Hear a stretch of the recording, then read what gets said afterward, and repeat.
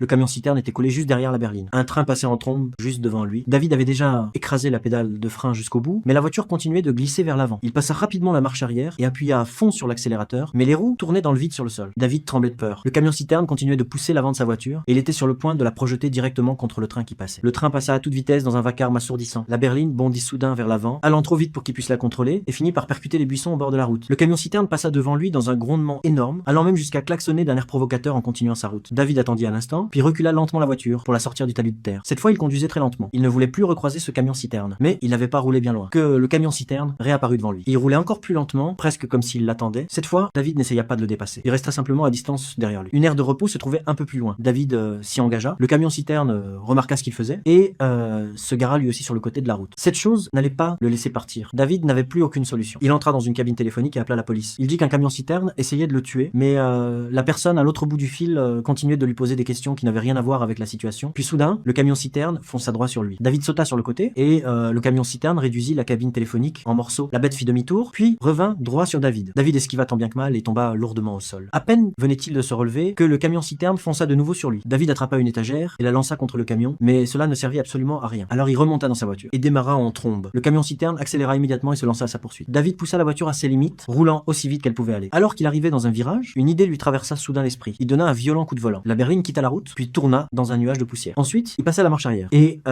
recula la voiture dans les buissons au bord de la route. Il s'accroupit dans les herbes hautes et coupa le moteur. Comme prévu, le camion-citerne ne remarqua pas qu'il était caché au bord de la route. Il continua simplement son chemin. David resta assis dans la voiture et attendit pendant 1 heure entière. Sans même s'en rendre compte, il finit lentement par s'endormir. Soudain, un grondement gigantesque résonna à ses oreilles.